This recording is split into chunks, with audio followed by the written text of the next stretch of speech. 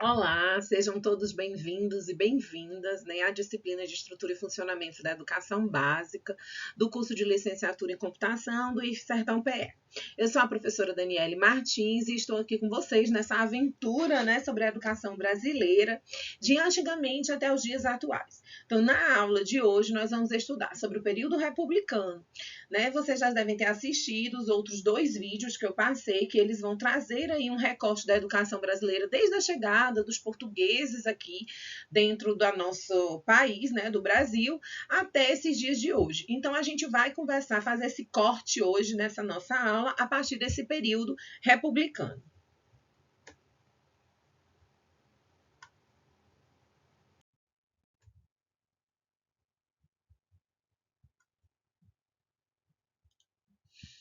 Posteriormente, a gente vai ter a Segunda República. Qual é esse período da Segunda República? O período da Segunda República, ele vai de 1930 até mais ou menos 1936. Nesses poucos anos, o que a gente destaca? A gente vai ter a criação do Ministério da Educação e da Saúde Pública. Antes, você não tinha um órgão que fosse responsável, que fosse referência, né, por gerenciar esses projetos, essas ações, como a gente tem hoje o Ministério da Educação.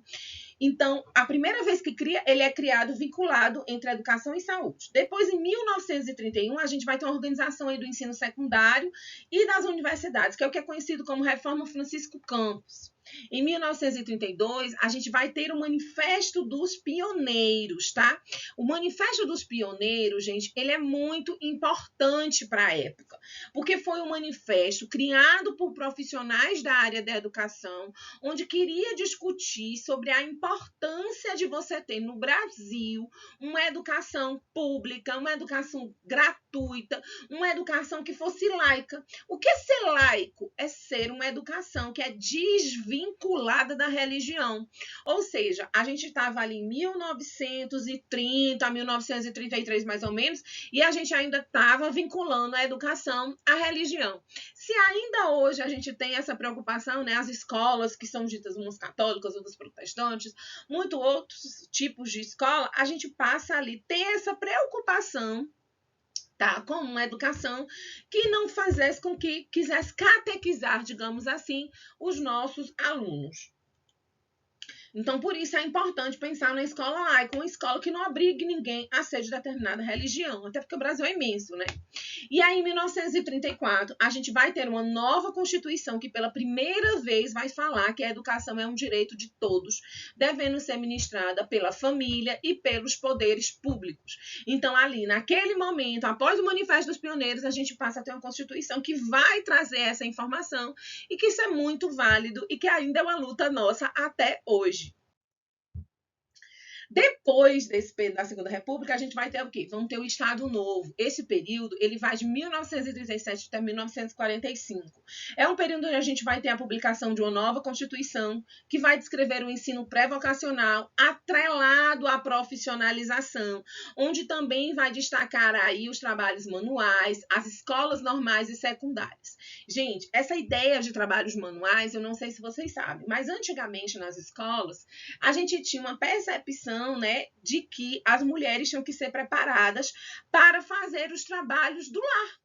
Então, por exemplo, eu mesma que estudei ali na década de finalzinho da década de 80, começo da década de 90, que estudei numa escola de freira, só para meninas, a gente tinha disciplinas que preparavam a gente para esses trabalhos manuais, bordado, crochê.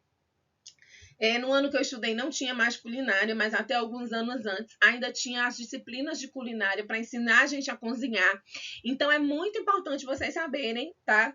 Que existia essa preocupação, os pais, as mães de vocês podem ter participado aí desse estilo e ter vivenciado essas aulas que preparavam a gente para serem donas do lar, né? Outro fato interessante nesse período é a criação do SENAI, que é o Serviço Nacional de Aprendizagem Industrial. Para quem não conhece, gente, o SENAI, ele oferece uma formação de aprendizagem industrial que é de preferência para os familiares dos funcionários da indústria, para os próprios industriais, para eles se prepararem, para eles lidarem aí com essas demandas da indústria. Tá? Então, os cursos que são oferecidos são voltados para a indústria. Também temos a escola, né, que passa a ser composta 5 anos de curso primário, 4 anos de curso ginasial e 3 de colegial. Essa passa a ser a estrutura obrigatória da escola. Mas vejam, hoje, quando a gente pensa em escola, a gente tem o quê? A gente vai ter obrigatório o ensino fundamental, que tem 9 anos, e um ensino médio, que tem 3 anos. A educação infantil, gente, ela não é obrigatória, ela deve ser oferecida, mas ela ainda não é obrigatória. A gente vai estudar mais um pouquinho sobre esses níveis da nossa educação básica, mais na frente, quando a gente estiver vendo a questão da Constituição e também da LDB, que é a Lei de Diretriz e Base da Educação Nacional. Chegamos à Nova República. A Nova República, gente, ela vai de 1946 a 1963. O que a gente vai trazer de importante nesse período? Uma nova Constituição. Essa, por sua vez, ela vai falar aí de um cunho liberal, de um cunho democrático, que vai determinar a obrigatoriedade de você cumprir o ensino primário e dar competência à União para legislar sobre essas diretrizes, sobre essa base nacional, sobre essa educação que a gente quer oferecer. Nós também vamos ter a criação do SENAC em 1942. A perspectiva do SENAC é a mesma perspectiva do SENAI, só que o SENAC ele é voltado para as demandas do comércio. Tá? E depois de 13 anos de várias discussões, a gente vai ter a Lei 4.024, em dezembro de 1961, que é a nova Lei de Diretriz e Base da Educação Nacional. A educação também ela vai passar a ser ministrada agora pelo Ministério próprio, então a gente passa a ter o Ministro da Educação e da Cultura. Tá? E, por fim, a gente vai marcar aí o período onde a gente tem 1961, início da campanha de alfabetização, que é uma alfabetização mais voltada aí para a perspectiva de Paulo Freire, que diz que nós somos possíveis de alfabetizar em 40 horas os adultos analfabetos.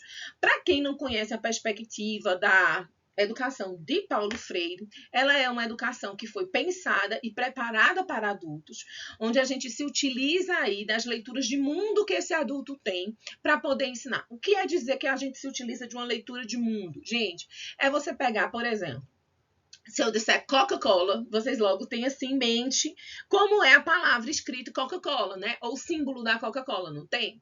Então, isso a gente chama de palavras geradoras. Essas palavras geradoras, essas palavras que são do mundo cotidiano do aluno, é que devem ser utilizadas para alfabetizar. Então, é isso que Paulo Freire diz. E aí ele traz muitas palavras do mundo do trabalho desse aluno, tá certo? Esse aí é o método que a gente vai ter com Paulo Freire. Depois a gente vai chegar aí no período da ditadura militar. Diferente do que muita gente pensa, alguns fatos, eles são bem interessantes e marcantes nesse período, para além das atrocidades que a gente sabe que aconteceram dentro do período da ditadura militar. O que vai acontecer? A gente vai ter expansão das universidades, ou seja, mais universidades foram criadas e foram regionalizadas. A gente vai ter também a criação dos exames de vestibular, que era a forma de ingresso, tá? Que hoje a gente conhece como Enem. E aí eu quero chamar a atenção de vocês para algumas coisas relacionadas a essa questão do exame vestibular. Gente, o que é o vestibular? O vestibular, ele está dizendo para a população que olha, nós não temos vagas para todo mundo. Nós não temos vagas para você que quer fazer medicina, fazer medicina. Você que quer fazer direito, fazer direito. Você que quer fazer engenharia, fazer engenharia. Nós só temos algumas vagas. Então, só pode fazer esse estudo aqueles que tiverem um melhor desempenho. Então, o vestibular, gente, ele acaba sendo excludente. Tá? Não que o Enem não seja, não que o SISU não seja, porque como a gente disse, eu brinquei até naquele nosso encontro que a gente teve, o SISU colocou vocês aqui, é porque não necessariamente você está fazendo um curso que você quer. Você está fazendo o curso que você conseguiu entrar. Então, o governo, gente, ele te culpabiliza pelo curso que você está fazendo. Ele está dizendo, ó, você está fazendo licenciatura em computação, porque você só conseguiu fazer licenciatura em computação, entendeu? Isso era uma perspectiva que já existia aí nesse período da ditadura militar. Depois a gente vai ter assim os fins desses programas que eram baseados na metodologia de Paulo Freire, né? No programa de Paulo Freire. E aí a gente cria o Mobral. O Mobral ele é um movimento pela alfabetização. Ele também tem essa perspectiva de erradicar o analfabetismo, mas ele não faz uso da metodologia que era pregada antigamente, que valorizava ele pela perspectiva de Paulo Freire, os saberes, a cultura, o contexto, tá? Ele queria libertar o aluno dessa opressão que existia. E aí você tem, por fim, uma nova LDB que vai pregar e fortemente uma educação profissional, principalmente uma educação profissionalizante para as camadas mais pobres da sociedade, tá certo? Então, a gente traz aí sempre um atrelamento da educação a fazer uma separação de classe. A população que é mais carente tem que ser formada de uma perspectiva profissional e não de uma perspectiva onde ele escolhe, onde ele vai atrás, onde ele busca a profissão que ele deseja. Com o fim da ditadura militar, a gente vai ter o quê? A gente vai ter a abertura política, né, em 1988, mais ou menos, com a nossa nova Constituição. E aí, com essa nova Constituição, novos saberes, novas perspectivas da educação vão ser implantadas. E somente após 8 anos é que nós vamos ter a Lei de Diretrizes e Bases aprovada, que é um processo de democratização dessa nossa educação básica. Então, nas nossas próximas aulas, a gente vai discutir sobre a Lei de Diretrizes e Bases da Educação Nacional e o que a Constituição previu aí como responsabilidade do governo para a educação. Até breve, fiquem bem.